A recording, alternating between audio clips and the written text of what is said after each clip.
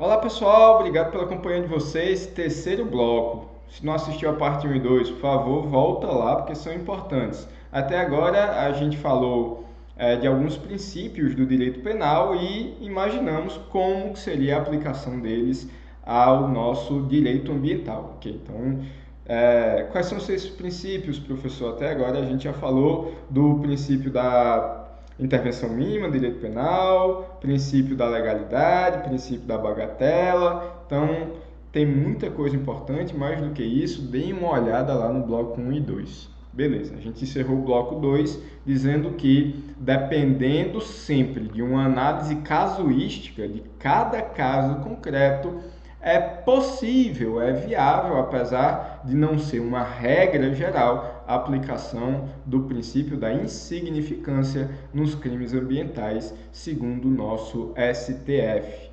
Pessoal, vamos lá, crimes ambientais ainda. Agora vamos falar um pouco sobre pena. Vamos sair ali dos princípios e a gente começa a falar da pena propriamente dita. E aí, pessoal, nós temos ainda um princípio, apesar da gente estar caminhando para sair deles, o chamado princípio do caráter pessoal da pena. Quer dizer que, como está lá na nossa Constituição de 1988, nós, inciso 45, a pena não transcenderá daquele sujeito. Claro, fica aquela ressalva de que nas penas pecuniárias, o patrimônio, nas penas patrimoniais, o patrimônio do causador do ilícito, do criminoso, no caso, responderá pelo pagamento dessa repercussão patrimonial, mesmo que ele venha a falecer.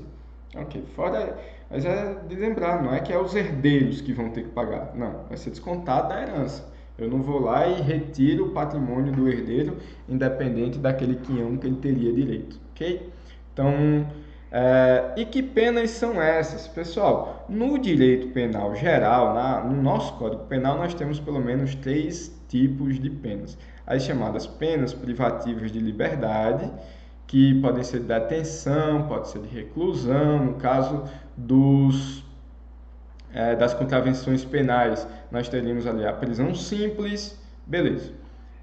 Nós temos as chamadas penas restritivas de direitos, que não sei porque a grande maioria das pessoas só se lembra de pagar cesta básica, não é exatamente isso, mas você, por exemplo, que foi condenado por um crime desportivo, um crime contra o estatuto ou previsto no Estatuto do Torcedor, pode ser proibido de frequentar estádios de futebol no horário do acontecimento de um ato esportivo, ok?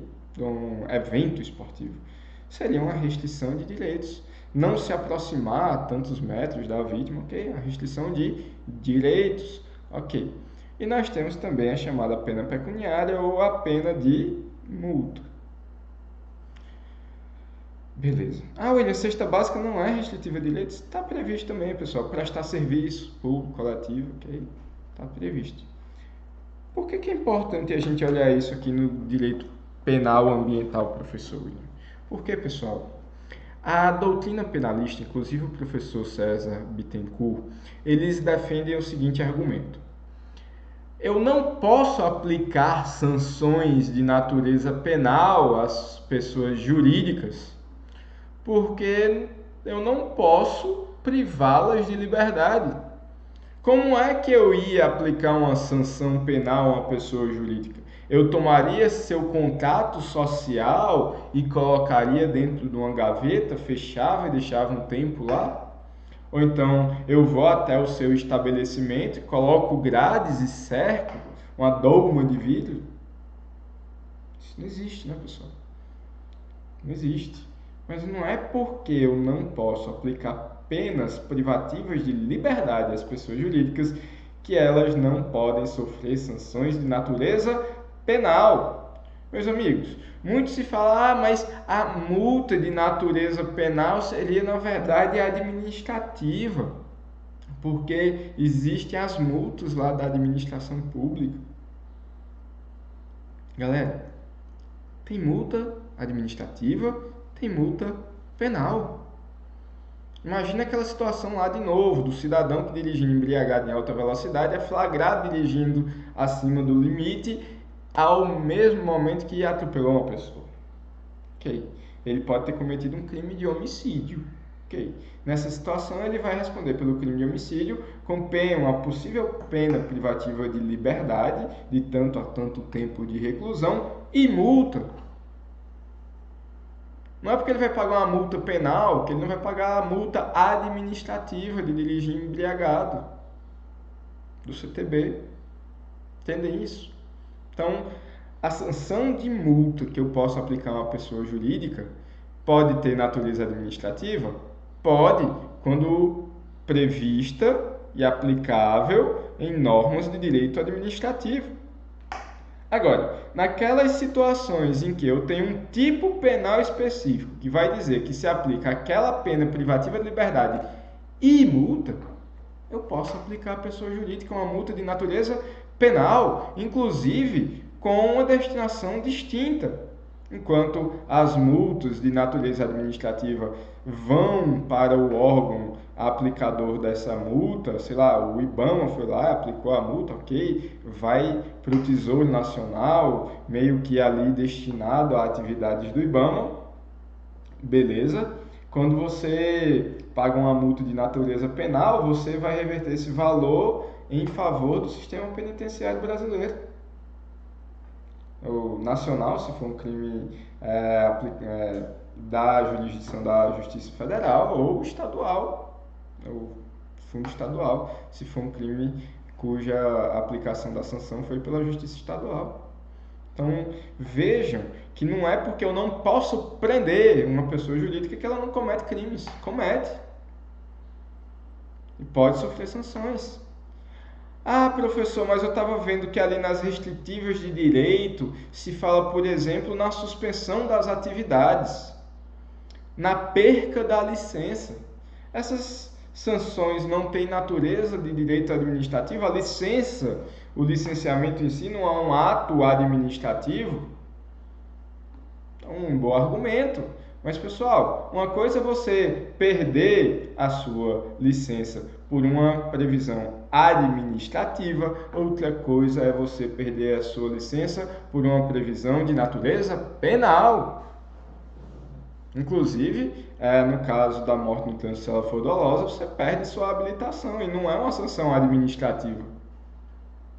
É uma sanção penal. Ok? Então, eu tenho essa possibilidade. Não é porque um instrumento ele pode ser utilizado por um direito que o direito penal não pode usar do mesmo instrumento. Apesar de, em regra, a sua repercussão ser ainda mais negativa, ainda mais grave, daí controlar a atuação do direito penal de maneira tão rígida como a gente vem trabalhando até agora. Mas não é porque esse mesmo instrumento pode ser compartilhado com outros direitos que o direito penal não pode fazer uso. Entendam isso, ok? Então é importante a gente analisar os diferentes tipos de multa, de sanções de natureza penal, no intuito de desconstruir esse argumento. E olha, pessoal, só a título de exemplo, ali no artigo 21, da Lei dos Crimes Ambientais, vai se dizer que as penas aplicadas isolada ou cumulativamente, isolada ou alternativamente às pessoas jurídicas, professor, cuidado, isolada, cumulativa ou alternativamente às PJs, são a de multa, a de restritiva de direitos, a de prestação de serviços à comunidade. Então, nós temos previsão explícita de tipos de sanções de natureza penal que são aplicáveis às pessoas jurídicas. As penas restritivas de direitos das pessoas jurídicas são, olha aí, o que é que eu posso aplicar a título de restrição de direitos? Suspensão parcial ou total de atividades. Pessoal, pode chegar num momento máximo, inclusive, de mandar fechar a empresa toda. Acabou o CNPJ, seria quase a morte desse CNPJ. Viu? Tem uma repercussão bem interessante. William, isso aí é o que chama de desconsideração da personalidade jurídica, né? Não, pessoal, não é, por favor, não confundam. A desconsideração da PJ, inclusive, está prevista nessa mesma lei, lá no artigo 4º, inclusive a teoria menor, que a gente pode aprofundar isso um pouco mais à frente, mas cuidado, meus alunos, não a suspensão total das atividades, inclusive a fechar ali, caçar o direito de existir daquela PJ, não se confunde com desconsideração. Desconsideração é um instrumento muito mais de natureza civil e processual civil no intuito de doer no bolso dos sócios que permitiram ali, os sócios e administradores que permitiram um mau uso da PJ. Beleza? Então não confundam. Interdição temporária do estabelecimento. Olha, não é agora suspender a atividade da PJ, é suspender a atividade daquele estabelecimento. Suspender aquela obra, suspender aquela atividade é viável. Proibição de contratar com o poder público. Pessoal, essa daqui é uma das que mais doem, porque normalmente essas PJs que acabam, infelizmente, cometendo crimes ambientais são PJs que vivem de prestar serviços ao poder público. E aí, quando você proíbe de contratar com o poder público, você não pode receber ali um contrato que você licitou, na verdade. Ok? Então, a suspensão de atividade será aplicada se essas não estiverem obedecendo o disposto nas leis e nos regulamentos relativos à proteção do meio ambiente. A interdição será aplicada quando o estabelecimento ou obra da atividade estiver funcionando sem a devida autorização. A proibição de contratar e dele obter subsídio, subvenção ou doação não poderá exercer o prazo de 10 anos. Ok. E aí, pessoal, a gente chega na Lei 9.605, já quase encerrando o terceiro bloco, apesar do último slide a gente já ter lido ali os artigos 21 e 22 dela. Agora vamos começar do começo. Lei dos Crimes Ambientais. Meus amigos, essa lei foi publicada em 1998, ainda para os dias de hoje é considerada bastante avançada, inclusive com a situação, a inovação de se aplicar sanções de natureza penal às pessoas jurídicas, e é isso exatamente o que eu destaco do artigo 2º. Olha, quem de qualquer forma, concorre para a prática dos crimes previstos nessa lei, incide nas penas a estes cominadas na medida, olha, pessoal, na medida da sua culpabilidade. Então, a diferença ali do direito civil para o direito penal. No direito civil, responsabilidade objetiva. No direito penal, é na medida da sua culpabilidade. Bem como o diretor, o administrador, o membro de conselho de órgão técnico, o auditor, o gerente, o preposto, o mandatário de pessoa jurídica. Olha aqui, ó. Olha, mas não está falando aqui da PJ ainda. Calma, pessoal, vamos usar o segundo junto com o terceiro. Mas está falando aqui da galera que trabalha para a PJ. Calma.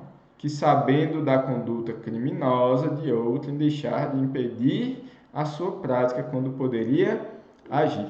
Pessoal, na verdade, esse artigo 2º, ele já abre a possibilidade de se punir essas pessoas jurídicas, apesar de ainda não ter sido expresso, como o terceiro será, mas também a partir dele, os tribunais superiores, STJ e STF, desde 2014, entendem que não é mais necessária a dupla imputação obrigatória. Já vi cair em muitas provas de concurso, que é algo relativamente recente da jurisprudência. Quer dizer isso, William? Quer dizer que eu posso aplicar as penas só à pessoa física. Posso sim ao membro do conselho, ao diretor, ao administrador, mandatário, preposto, que podendo agir, não agiu. Mas eu também posso aplicar a pena apenas à pessoa jurídica. Não é obrigado para se aplicar uma sanção penal a uma pessoa jurídica que também se aplique à pessoa física. Porque, não sendo uma dessas previsões do rol do artigo 2º, a PJ vai continuar respondendo do mesmo jeito.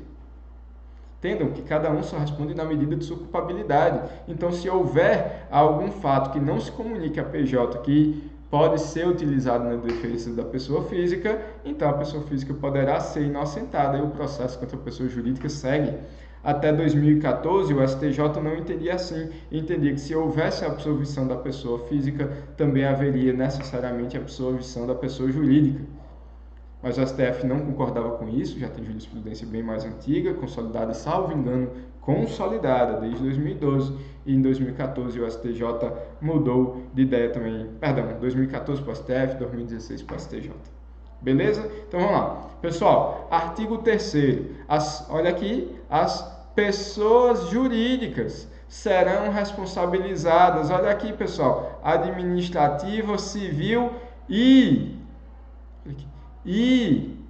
penalmente, conforme o disposto nessa lei, nos casos em que a infração, olha aqui, agora sim eu tenho uma restrição, a infração seja cometida por decisão de representante legal, olha aqui, ou, não tem que ser os dois não, de seu órgão contratual ou de órgão colegiado, e agora aqui pessoal, quer dizer, que seja cometido pelo representante, ou seu colegiado, ou seu representante contratual, beleza. Agora, sempre tem que ser cometido no interesse ou benefício da sua entidade. Prova da OAB, pessoal, já caiu uma questão nesse sentido. Estava lá uma empresa trabalhando numa obra, alguns de seus funcionários encontraram um animal silvestre, mataram o animal silvestre, comeram a sua carne e o Ministério Público descobriu e ofereceu denúncia contra a pessoa jurídica. A pessoa jurídica vai responder pelo crime no caso? E aí, pessoal, gabarito? Não, porque não foi cometido no interesse da pessoa jurídica. Beleza? Acho que a gente se empolgou tanto que faltou energia aqui na casa do professor, ficou tudo escuro. Agradeço a atenção de vocês. Até daqui a pouco com a nossa quarta parte.